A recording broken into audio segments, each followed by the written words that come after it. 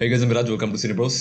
So গতকালকে কলকাতার অরিত্রদা এবং আমার মাঝখানে একটা কন্ট্রোভার্সি তৈরি হয়েছিল, তো সেই ব্যাপারটায় আজকে অরিত্রদা একটা ভিডিও বানিয়েছে। ভিডিওটা আমি অনেক মনোযোগ সহকারে দেখলাম। এই ভিডিওর মধ্যে সে অনেক বিষয় নিয়ে কথা বলেছে, তার পয়েন্ট অফ ভিউ থেকে বিভিন্ন দিক সে ক্লিয়ার করার চেষ্টা করেছে। এর পাশাপাশি বড় দাদা হিসেবে আমাকে সে বেশ কিছু সাজেশন দিয়েছে, যে ব্যাপারটা আমার কাছে বেশ ভালো লেগেছে। সেই সব সাজেশনের সাথে আমি এগ্রি করি কিনা সেটা আলাদা ব্যাপার, সেই ব্যাপারে পরে কথা বলবো। বাট এই যে আজকে সে একেবারে হাসি মুখে খুবই নরম সুরে আমাকে কিছু ছোট ভাই হিসেবে উপদেশ দিয়েছে, এই ব্যাপারটা আমার কাছে সত্যি ভালো লেগেছে। যদিও সে গতকাল আমাকে যখন পোক করেছিল তখন তার কথার টোন অনেকটাই ডিফারেন্ট ছিল। আজকের মতো সেম টোনে যদি সে গতকালকে কথা বলতো তাহলে হয়তো বা এত কিছু হতো না। So honestly I was totally ready. তুমি আজকে একটা রিপ্লাই ভিডিও দিবে এবং সেটার শেষ আমি দেখে ছাড়বো। বাট আজকে যখন এই রিপ্লাই ভিডিওতে তোমার হাসি মুখটা দেখলাম, যেভাবে তুমি নরম সুরে বড় ভাইয়ের মতো করে কথা বলেছো, এই ব্যাপারটা আমার ভালো লেগেছে। এই জন্য তোমার এই রিপ্লাই ভিডিওর মধ্যে যে সমস্ত পয়েন্ট তুমি উল্লেখ করেছো সেই সমস্ত পয়েন্ট নিয়ে আমি একেবারেই টানা হেঁচড়া খুব বেশি করবো না। যদিও এই ভিডিওর মধ্যে তুমি যে সমস্ত পয়েন্ট, যে সমস্ত লজিক তুমি দেখিয়েছো, টু বি অনেস্ট এগুলো একটা বাচ্চার লজিক মনে হচ্ছে। আমি গতকালকে তোমাকে যা যা প্রশ্ন করেছিলাম, যা যা বলেছিলাম, এর কোনো প্রপার লজিক্যাল উত্তর তুমি দিতে পারোনি। তুমি বরঞ্চ ঘুরিয়ে পেঁচিয়ে অনেক ইরেলিভেন্ট জিনিসপত্র নিয়ে এসে তোমার ওই ব্যাপারটাকে ডিফেন্ড করার চেষ্টা করেছো। বাট যেই ব্যাপারটা নিয়ে আমি মূলত তোমাকে কল আউট করেছিলাম, সেই ব্যাপারটা নিয়ে তুমি কোনো কথাই বলোনি। তুমি এই ব্যাপারটা জেনে খুবই অবাক হবে অরিত্রদা, যে আমি খুবই আনএডুকেটেড পার্সন হলেও এতটুকু আমি বুঝি that this is called logical fallacy. যখন কোনো মানুষের অ্যাকচুয়াল পয়েন্ট অফ আর্গুমেন্ট নিয়ে কোনো কিছু বলার না থাকে, লজিক্যালি যখন সে নিজেকে ডিফেন্ড করতে না পারে, সেই মুহূর্তে সে কিন্তু তার পূর্বের করা কিছু গুড ডিডসের সহায়তা নেয়। আমি এইসব ভালো কাজ করেছিলাম, আমি এটা করেছিলাম, সেটা করেছিলাম, এটার মাধ্যমে সে একটা সিম্প্যাথি গেইন করার চেষ্টা করে, যাতে করে তার বর্তমানের কাজটা, বর্তমানের অ্যাকশনটা জাস্টিফাইড মনে হয়। তো এটা খুবই পুরনো এবং খুবই এফেক্টিভ একটা method, but unfortunately I know very well about it. তো আজকের ভিডিওর মধ্যে তুমি সেই কাজটাই করেছো। পুরো ভিডিওটা আমি খুবই মনোযোগ সহকারে দেখলাম, বাট আমি একটা ব্যাপার খেয়াল করলাম, যে যেই ব্যাপারটার জন্য আমি মূলত তোমাকে গতকালকে কল আউট করেছিলাম, যেই ব্যাপারটা আমার কাছে সব থেকে বেশি খারাপ লেগেছিল, সেটা হচ্ছে তুমি আমার এডুকেশন কিংবা সততা নিয়ে প্রশ্ন তুলেছিলে। তুমি বলেছিলে যে আমি শাকিব খানের ফ্যান বেসকে ক্যাটার করি, যেখানে গতকাল গিয়ে আমি মালেক আফসারির ব্যাপারে একটা ভিডিও বানিয়ে সেখানে তাকে তুলোধুনা করেছিলাম, এমনকি শাকিব খানের যে ফ্যান বেস তাদেরকে নিয়েও কঠিন সমালোচনা করেছিলাম। তো আমি এতটুকু এক্সপেক্ট করেছিলাম যে আজকের এই ভিডিওর মধ্যে তুমি এই ব্যাপারটা নিয়ে কথা বলবে, অ্যাটলিস্ট এটা বলবে যে গতকালকে আমি যা যা বলেছিলাম সেই ব্যাপারটা নিয়ে আমি সরি, এটা আমার একেবারেই বলা উচিত হয়নি। কিন্তু সেই কাজটা তুমি পুরো ভিডিওর মধ্যে কোথাও গিয়ে করোনি। হ্যাঁ, আমি একেবারে এটা বলছি না যে তোমার আমার সামনে হাত জোর করে কুর্নিশ করে তারপর বলতে হবে যে আমি অনেক বড় ভুল করে ফেলেছি, আমাকে ক্ষমা করে দেন। একেবারেই ব্যাপারটা এমন না। আমি তোমার বয়সে ছোট, তোমার ছোট ভাইয়ের মতো। তুমি আমাকে জাস্ট এটা বললেই হতো যে দেখ রাজ, আমি মাথা গরম করে বা হিট অফ দ্য মোমেন্টে একটা কথা বলে ফেলেছি, অত কিছু চিন্তা করিনি বা আমার মুখ থেকে বেরিয়ে গেছে, এই ব্যাপারটা নিয়ে তুই কষ্ট পাস না। জাস্ট এতটুকুই, এর থেকে বেশি কোনো কিছু আমি একেবারেই এক্সপেক্ট করিনি। এত সব বাচ্চা বাচ্চা লজিক, এগুলোর একেবারেই কোনো দরকার ছিল না। এটা করে বরঞ্চ তুমি নিজেকে কিছুটা হলেও হিউমিলিয়েট করেছো। কারণ তোমার এই ভিডিও দেখে মনে হচ্ছে তুমি অ্যাকচুয়াল পয়েন্ট থেকে সরে গিয়ে বিভিন্ন ইরেলিভেন্ট কথাবার্তা বলে নিজেকে ডিফেন্ড করার চেষ্টা করছো, যেটা একটা বৃথা চেষ্টা মনে হচ্ছে। বাট এইসব আননেসেসারি জিনিস স্কিপ করে তুমি যদি জাস্ট এতটুকুই বলতে যে ভাই তুই ছোট ভাই, আমার কষ্ট পাস না, আমি বলে ফেলেছি, দ্যাটস ইট। সত্যি বলছি, আমি এর থেকে আর বেশি কিছু আমার একেবারেই দরকার ছিল না। বড় ভাই হিসেবে তুমি যদি আমাকে তুই করে বলো, সেই ব্যাপারটা আমার কাছে অনেক অনেক বেশি ভালো লাগবে। তুমি আজকের ভিডিওর মধ্যে এই ব্যাপারটাও কোথাও করোনি। অনেক ইরেলিভেন্ট ব্যাপার নিয়ে তুমি কথা বলেছো। তুমি এখানে বলেছো তুমি আমাকে অসংখ্যবার প্রমোট করেছো, এই ব্যাপারটা একেবারেই সত্যি। একবার না, তুমি অসংখ্যবার আমাকে মেনশন করেছো এবং তোমার সেখান থেকে অনেক সাবস্ক্রাইবার আমার চ্যানেলে এসেছে, একেবারে সত্যি। এরপর তুমি আরো বলেছো তুমি কলকাতার অন্যান্য সমস্ত রিভিউয়ার সবার পাশে সবসময় দাঁড়িয়েছো, এমনকি আমার সাথেও যদি কখনো এরকম হয়ে যায়, আমার চ্যানেলে কিছু হয়ে যায়, তুমি আমার পাশে দাঁড়াবে। নাও এই যে ব্যাপারগুলো তুমি বলেছো, আমি বিশ্বাস করছি ব্যাপারগুলো সত্যি, এবং আমার সাথে কিছু হয়ে গেলেও তুমি আমার পাশে দাঁড়াবে, এটাও সত্যি। কিন্তু কথা হচ্ছে এই ব্যাপারগুলো কি এখানে রেলেভেন্ট? একেবারেই।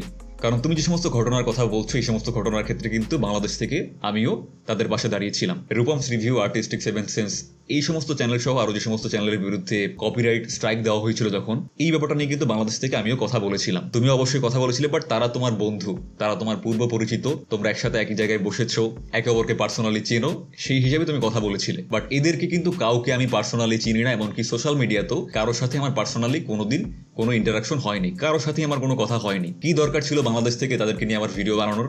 আমি কিন্তু তখন এই ব্যাপারটার কঠোর সমালোচনা করেছিলাম এবং তাদের পাশে কিন্তু দাঁড়িয়েছিলাম। এবং আজকে তোমার আমার মধ্যে যাই থাকুক না কেন, গতকালকে যদি তোমার চ্যানেলও সেরকম কিছু হয়ে যায় বা তোমার সাথে কোনো একটা অন্যায় হয়, সেটার বিরুদ্ধে সিনেব্রোস অবশ্যই দাঁড়াবে, তোমার পাশে সিনেব্রোস অবশ্যই দাঁড়াবে। বাট এই ব্যাপারটা সম্পূর্ণ ডিফারেন্ট একটা ব্যাপার। এই ব্যাপারটা এই লজিক্যাল আর্গুমেন্টের মধ্যে আসারই কোনো চান্সেস নেই। আর কথা হচ্ছে, আজকে তুমি একটা লোককে সাপোর্ট দিচ্ছ, তার বিপদে তার পাশে দাঁড়াচ্ছ, তার মানে কিন্তু এটা কোনোভাবেই না যে আগামী দিনকে ওই লোকটাকে যখন তখন যা খুশি বলে দেওয়ার একটা রাইট তোমার রয়েছে। আজকে একজনকে সাপোর্ট করছো, একজনকে প্রমোট করছো, that doesn't give you the right to trash him without any proper reason. তো তুমি যে আমার এডুকেশন নিয়ে প্রশ্ন তুলেছো, আমার সততা নিয়ে প্রশ্ন তুলেছো, এই ব্যাপারটা কিন্তু তুমি আজকে একেবারেই মেনশন করোনি, বরঞ্চ এড়িয়ে গেছো বিভিন্নভাবে। বাট তোমার যে ভুল ছিল এই ব্যাপারটা তুমি পাবলিকলি অ্যাডমিট না করলেও আজকে তোমার নরম সুরে সেই ব্যাপারটা স্পষ্টভাবে প্রমাণ হয়ে যায়। যদিও তুমি এই ব্যাপারটা মুখে বললেই ভালো লাগতো, but okay, it's all right. এবারে কথা বলা যাক এই ভিডিওর মধ্যে তুমি যে সমস্ত পয়েন্ট কিংবা যে সমস্ত লজিক নিয়ে কথা বলেছো সেই ব্যাপারে। ওয়েল, সত্যি বলতে অরিত্রদা, তোমার এই সমস্ত লজিক, প্রত্যেকটা লজিককে আমি এমনভাবে কাউন্টার করতে পারি যেটার পরবর্তীতে এটাকে ডিফেন্ড করার জন্য তোমার আবার নতুন ভাবে ভাবতে হবে যে তুমি কি কি বলতে পারো, কিভাবে এই ড্যামেজটা রিকভার করা যায়। বাট যেহেতু তুমি আমাকে বড় ভাই হিসেবে বলেছো এবং তুমি আর কোনো কন্ট্রোভার্সি যাচ্ছ না, এই জন্য আমি ওই সমস্ত পয়েন্ট নিয়ে ওই সমস্ত লজিককে টেনে হিচড়ে ওটার অটোপসি করবো না। বাট কিছু কিছু ব্যাপার আমার ক্লিয়ার করার দরকার রয়েছে। প্রথমেই তুমি আমাকে একটা সাজেশন দিয়েছো, সেটা হচ্ছে হাই আর্ট লো আর্ট বলে কিছু হয় না। আমার কাছে যে জিনিসটা খারাপ লাগে সেই জিনিসটা অনেকের কাছে ভালো লাগতেই পারে, আবার আমার কাছে যে জিনিসটা ভালো লাগে সেই জিনিসটাও অনেকের কাছে খারাপ লাগতে পারে। এই জন্য কোনো কিছুকে ছাপরি বলে দেওয়া, বাজে বলে দেওয়া একেবারেই ঠিক না। ধরে নিচ্ছি তোমার কথাই ঠিক। নাও আমার প্রশ্ন হচ্ছে, যদি তোমার কথা ঠিক হয়, যদি পৃথিবীর যত খারাপ আর্টই হোক না কেন সেটাকে যদি কোনোভাবে ক্রিটিসাইজ না করা যায়, দেন আমার প্রশ্ন হচ্ছে তাহলে এই সমস্ত মুভি রিভিউয়ার কিংবা ক্রিটিকদের এক্সিস্টেন্সের কারণটাই বা কি? একজন ক্রিটিক, একজন রিভিউয়ার এক্সিস্ট করে এই জন্যই যে ভালো খারাপের পার্থক্যটা বলতে পারবে, ভালোকে ভালো খারাপকে খারাপ বলতে পারবে। প্রত্যেকটা রিভিউয়ার যদি আজকে এইভাবে চিন্তা করতে শুরু করে দেয় যে এই কন্টেন্টটা আমার কাছে খারাপ লেগেছে, ঠিক আছে, বাট এইটা কারো না কারো কাছে ভালো লাগবে, এই জন্য আমি সেটাকে আর খারাপ বলতে পারবো না, তাহলে তার কোনো রিভিউয়ার কোনো রিভিউই দিতে পারবে না। বিকজ যত খারাপ কন্টেন্ট হোক না কেন, যতই নিম্নমানের কাজ হোক না কেন, ওইসব কাজের কোনো না কোনো একটা অডিয়েন্স বেস রয়েছে যাদের কাছে ওই সমস্ত জিনিসপত্র খুবই ভালো লাগবে। তো তাহলে সেই লজিকে কোনো কন্টেন্টকে খারাপ বলা যাবে না, সবকিছুকেই বলতে হবে খুবই ভালো হয়েছে, আপনারা গিয়ে সিনেমা হলে সিনেমাটা দেখুন। তো কথা হচ্ছে, সেটাই যদি করতে হয় এই সমস্ত রিভিউ চ্যানেল, এই সমস্ত ক্রিটিকদের দরকারই বা কি? কারণ দর্শক তার সময় নষ্ট করে আমাদের চ্যানেলে একটা অপিনিয়ন শোনার জন্য আসে, তাকে যদি আমরা সবসময় বলি ভালো হয়েছে আপনি এটাই দেখেন, তো সবই যদি দেখতে হয়, সবকিছুর যদি প্রশংসা শুনতে হয়, তাহলে তারা আমাদের কাছে আসবেই বা কেন? এই যে 5টা মিনিট 10টা মিনিট তোমার আমার ভিডিও দেখে তারা নষ্ট করবে, কেন সেটা করবে? এমনিতে এখন বাংলা সিনেমার যে অবস্থা হয়ে গেছে, বাংলা ইন্ডাস্ট্রির সমস্ত ডিরেক্টর, প্রডিউসার, অভিনেতা সবাই বলে আমাদের বাংলা সিনেমার পাশে দাঁড়ান, সিনেমাটা যেমনই হোক আপনারা সিনেমাটা দেখুন, হলে আসুন। রিভিউয়াররাও যদি ঠিক এইভাবেই করতে শুরু করে, তাহলে দর্শককে ভালো মন্দের তফাৎটা ঠিক কে বোঝাবে? যাকে আবারও ধরে নিলাম যে তোমার কথাই ঠিক, তুমি যেটা বলেছো সেটাই একদম ঠিক, কোনো হাই আর্ট লো আর্ট বলে কিছু হয় না এবং কোনো কিছুকেই এইভাবে বলা ঠিক না। ওয়েল, এবারে আমার প্রশ্ন হচ্ছে, তাহলে তুমি তোমার চ্যানেলে যে সমস্ত কন্টেন্টকে ধুয়ে দাও, বালতি রিভিউ, শুয়ে শুয়ে রিভিউ, কেউ কেউ আবার তবলা রিভিউ করে, এগুলো তাহলে কি? এই হাই আর্ট এবং লো আর্টের ডিফারেন্সটা যদি তুমি রিকগনাইজ না করো, তাহলে এই যে শুয়ে শুয়ে রিভিউ, বালতি রিভিউ, এই জিনিসগুলো তাহলে কি? এটা কি কোনোভাবে ওই সমস্ত কন্টেন্টকে মক করা না?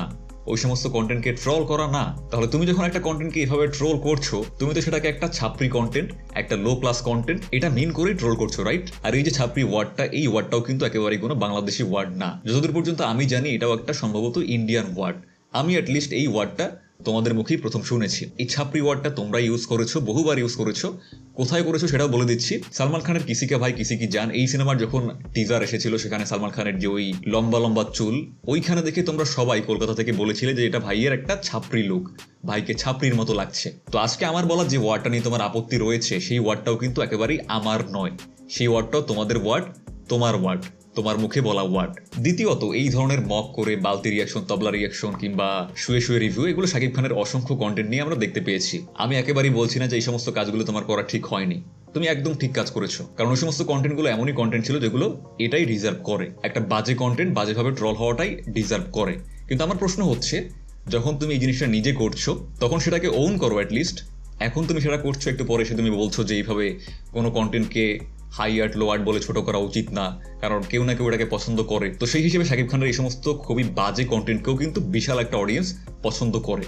তাহলে সেই সমস্ত কন্টেন্ট নিয়েও তোমাদের কারোরই এইভাবে বাজে রিভিউ কিংবা ট্রোল করে রিভিউ দেওয়া একেবারেই উচিত হয়নি, রাইট? হ্যাঁ, ওই সমস্ত কন্টেন্টের বাজে রিভিউ আমিও দিয়েছি, আমি অনেক ট্রোল করেছি, বাট আমি সেটা পুরোপুরিভাবে ওন করি। আমি বলি যে এই সমস্ত কন্টেন্টকে আমি বাজে বলেছি বিকজ এটা বাজে কন্টেন্ট ছিল, এই ধরনের কন্টেন্ট এটাই ডিজার্ভ করে। এক মুহূর্তে বাজে বলে পরবর্তী মুহূর্তে এসে আমি সেই জিনিসটাকে কিন্তু কোনোভাবেই আমার কথাটাকে উল্টে ফেলি না। তো এই জিনিসটা কোথাও গিয়ে একটা ডবল স্ট্যান্ডার্ড কিন্তু হয়ে গেল। এরপরে তুমি আরো একটা কথা বলেছো যে আমি ভারত বাংলাদেশ এই জিনিসটা একটা বিভাজন করার চেষ্টা করেছি, যে জিনিসটা তোমার কাছে খারাপ লেগেছে, তোমার কষ্ট লেগেছে। ওয়েল, যারা সিনেব্রোসের রিভিউ দেখে তারা সবাই জানে যে সিনেব্রোস এই কাজটা কখনোই করে না। প্রথম থেকেই আমি আমার দেশের সিনেমাকে যেই পরিমাণে ট্র্যাশ করেছি তার থেকে ইন্ডিয়ান সিনেমাকে অনেক অনেক বেশি প্রশংসাও করেছি, বিকজ সেই সমস্ত ফিল্ম স্ট্যান্ডার্ডের দিক থেকে বেটার, তারা সেই প্রশংসাও ডিজার্ভ করে। এই জন্য কিন্তু অনেকেই সিনেব্রোসকে ভারত প্রেমী বলে থাকে, বাট সেই সমস্ত ব্যাপারে আমরা কখনোই পাত্তা দেই নেই, যেটা সত্যি আমরা সেটাই সবসময় বলেছি। এমনকি গতকালকেই মালেক আফসারিকে যেভাবে কল আউট করে আমি যেভাবে কথাগুলো বলেছি, এইভাবে বলার সাহস আর কেউ করবে না, এইভাবে কেউ বলবে না। অনেকেই বলে, তোমরাও হয়তো অনেক কিছু বলো, তোমাদের ইন্ডাস্ট্রির অনেক লোকজনকে নিয়ে তোমরা অনেক সময় অনেক কথা বলো, অন্যায়ের বিরুদ্ধে প্রতিবাদ করো, এই ব্যাপারটা ঠিক আছে, বাট তোমরাও কিন্তু অনেক সময় নাম মেনশন না করে জিনিসটাকে অনেকটা সুগার কোটিং করে এইভাবে বলার চেষ্টা করো। বাট সিনেব্রোস কিন্তু সেই ব্যাপারটা কখনোই করেনি। আমি ইন্ডাস্ট্রির মধ্যে অসংখ্য ক্ষমতাবান লোককে ডিরেক্টলি কল আউট করে অন্যায়ের বিরুদ্ধে কথা বলেছি। এই ব্যাপারটা নিয়ে আমার সাবস্ক্রাইবারও আমাকে বলেছে যে ভাই আপনি এমনভাবে বলছেন, আপনার তো প্রবলেম হতে পারে, আপনি অনেক বড় বিপদে পড়ে যেতে পারেন। বাট স্টিল আমি কিন্তু থেমে যাইনি, সবসময় আমার তরফ থেকে চেষ্টা করেছি সত্যিটা বলার। সেটা আমার দেশ তোমার দেশ এই জিনিসটা কিন্তু কখনো আমি চিন্তা করিনি। ইনফ্যাক্ট আমার সব থেকে পছন্দের শাহরুখ খান, সে একজন ইন্ডিয়ান। এমনকি শাকিব খান, দেবজিৎ, এই তিনজনের মধ্যে যদি কাউকে বেছে নিতে বলা হয় আমি হয়তোবা জিতকেই বেছে নিব, বিকজ এখনো পর্যন্ত আমি সব থেকে বেশিবার যে বাংলা সিনেমাটা দেখেছি সেটা হচ্ছে সাথী। জিতকে, দেবকে, দুজনকে আমি পছন্দ করি, বাট তার মানে এই না যে যাদের সবকিছু নিয়ে ভালো ভালো বলতে হবে। আবার শাকিব খানের ফ্যান না দেখেই যে তার কোনো ভালো কাজকে প্রশংসা করা যাবে না, সেটাকে সবার কাছে তুলে ধরা যাবে না, এই ব্যাপারটাও কিন্তু না। আমি যাকে পার্সোনালি পছন্দ করি সেটা একদিকে, কে ভালো কাজ করছে সেটা অন্যদিকে। এরপরে তুমি কপি নিয়ে বলেছো যে আমাদের চ্যানেল থেকে বুমেরাংকে কপি বলা হয়েছে।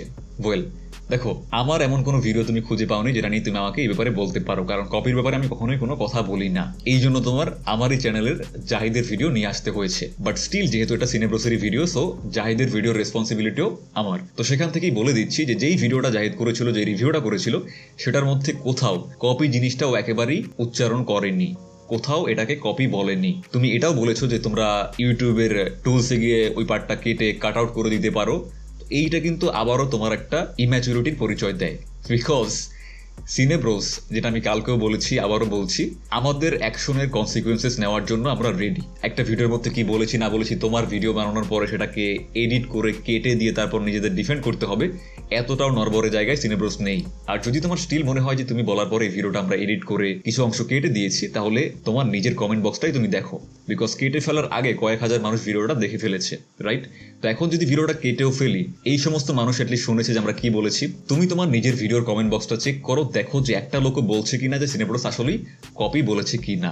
একটা লোকও বলেনি। রিভিউর মধ্যে জাহিদ কি বলেছিল, ও শুধু এটাই বলেছিল যে তেরি বাতমে এসা উলঝা জিয়া এই সিনেমার থিমের অনেকটাই সিমিলারিটিস লক্ষ্য করা যাচ্ছে। তো এই ব্যাপারটা কি একেবারেই ভুল কিছু বলেছে? যেই লোকটা শাহিদ কাপুরের ওই সিনেমাটা দেখেছে, সেই যদি বুমেরাংয়ের ট্রেলারটা দেখে, তাহলে তার মাথায় কি এই কথাটা একেবারেই আসবে না?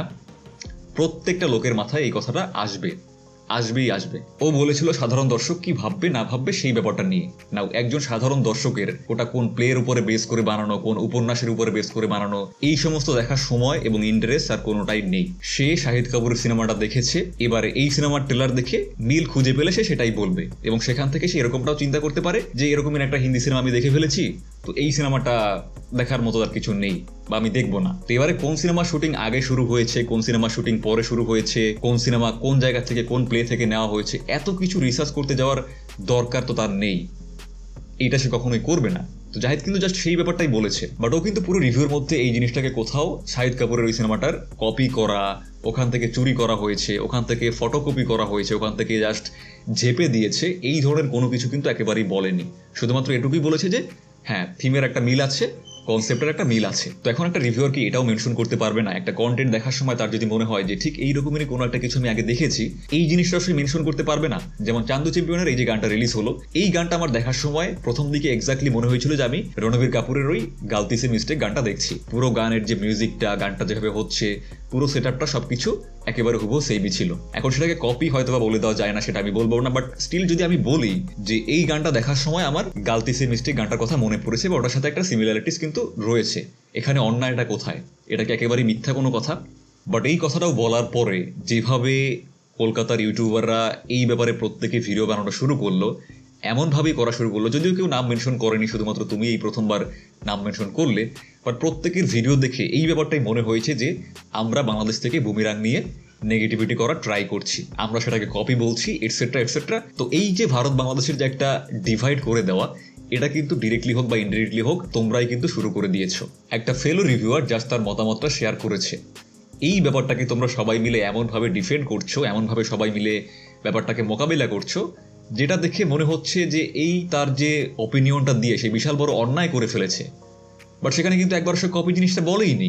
সবার কাছ থেকে এমন একটা রিয়াকশন এসেছে যেটা দেখে মনে হয়েছে যে আমরা কোনোভাবে সিনেমাটা নিয়ে নেগেটিভিটি করছি। বাট এই নেগেটিভিটি নিয়ে যদি কথা বলতেই হয় তাহলে চেঙ্গিজের সময় কি হয়েছিল সেটা সবাই জানে। বাট তখন কিন্তু তুমি সেই সিনেমাটাকে নিয়ে মাল্টিপল ভিডিওস বানিয়েছিলে, জাস্ট একটা রিভিউ তুমি কিন্তু করোনি। বাকি যারা রিভিউয়ার রয়েছে তারাও কিন্তু সিনেমাটাকে খুব একটা পজিটিভ বলেনি, কিছু নেগেটিভ দিক তুলে ধরেছিল। বাট স্টিল তারা কিন্তু এই ব্যাপারটাকে মাথায় রেখেছিল যে আমাদের ইন্ডাস্ট্রির প্রথম একটা সিনেমা প্যান ইন্ডিয়া লেভেলে যাচ্ছে, আগে ভালো ব্যাপারগুলো বলে তারপরে শেষের দিকে দুই একটা নেগেটিভ দিক তারা মেনশন করেছিল। বাট তুমি যেভাবে এটা রিভিউটা করেছিলে সেটা দেখার পরে যে কেউ এটাই ভাবতে বাধ্য হবে যে এই মুভির বিরুদ্ধে তোমার একটা পার্সোনাল ভেন্ডেটা রয়েছে, এবং সেই জিনিসটা তুমি মাল্টিপল ভিডিও বানিয়ে জিনিসটাকে ডিফেন্ড করার চেষ্টা করেছো। এবং এই ব্যাপারটা নিয়ে তখন কিন্তু তোমার কলকাতার যে আরো যারা রিভিউয়ার রয়েছে তাদের মাঝখানে কিন্তু একটা ক্যাচাল লেগে গেছিল। বাট বাংলাদেশ থেকে তখন সিনেব্রস কিন্তু তোমাকে কোনো রিপ্লাই দেয়নি। আমরা বা আমি তখন চাইলেই বলে দিতে পারতাম যে একের পর এক মাল্টিপল ভিডিও বানিয়ে তুমি এই সিনেমাটার বিরুদ্ধে বিশাল একটা নেগেটিভিটি ক্রিয়েট করছো। সোশ্যাল মিডিয়াতে তোমাকে নিয়ে বিশাল একটা নেগেটিভিটি কিন্তু তৈরি হয়েছিল। তো সেই স্রোতে গা ভাসিয়ে তখন কিন্তু আমরাও তোমাকে একটা বিশাল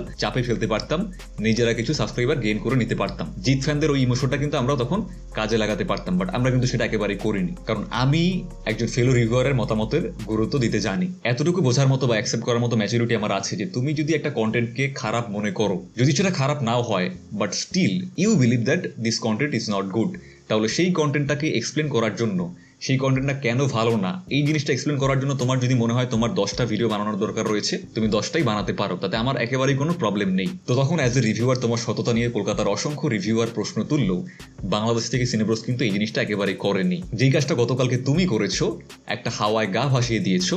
এখন কলকাতার ইউটিউবাররা যে কোনো কারণেই হোক, শাকিব খানদের ফ্যানদের কারণেই হোক কিংবা মালেক আফসারের কারণেই হোক, তুফান সিনেমা এবং বাংলাদেশি সিনেমা ইন্ডাস্ট্রির উপরে অনেক বেশি ক্ষেপে আছো, রাইট? তো এই মোমেন্টে তুমিও স্রোতে গা ভাসিয়ে সিনেব্রসকে আক্রমণ করে বসলে। বাট যখন তোমার খারাপ সময় ছিল, কলকাতার ম্যাক্সিমাম রিভিউয়ার যখন তোমার বিরুদ্ধে ছিল, জিৎ ফ্যান্সরা তোমাকে এভাবে অ্যাটাক করেছিল, সেই মোমেন্টার ফায়দা কিন্তু সিনেব্রস তোলেনি। তো এই ব্যাপারটাকে আমিও আর খুব বেশি সামনে নিয়ে যেতে চাই না, এই জন্য তোমার অন্যান্য যে সমস্ত পয়েন্ট বা লজিক রয়েছে সেগুলো নিয়ে আমি আর খুব বেশি কাটাছেড়া করলাম না। বাট শেষে আরো একটা কথা বলি, গতকালকে যে রিপ্লাই ভিডিওটা আমি করেছিলাম সেটার মধ্যে আমি বেশ রেগেই ছিলাম। এই রাগের কারণটাকে সেটাও আমি তোমাকে এক্সপ্লেন করি, যদিও আমার এক্সপ্লেনেশনটা দেওয়ার কোনো দরকার নেই, but I still want to explain myself. একটা লোকের রাগ, রেজ এই জিনিসটা কোত্থেকে আসে সেটা ছোট ভাই হিসেবে তোমাকে বলতে চাই। এই চ্যানেলটা 4 বছর ধরে আমরা কন্টিনিউ করছি, ইয়েস 4 বছর ধরে। প্রথম 1.5 থেকে 2 বছর এই চ্যানেল থেকে আমরা একেবারেই কোনো রকমের ইনকাম করিনি। এখন ইনকাম হয়, বাট সেই ইনকামটাও এতটা লো যে এটা দিয়ে আমাদের কিচ্ছু হয় না। ঢাকা বাংলাদেশের সব থেকে বড় এবং এক্সপেন্সিভ শহর। মাস গেলে শুধুমাত্র যে কয়টাকে আমি বাসা ভাড়া দিই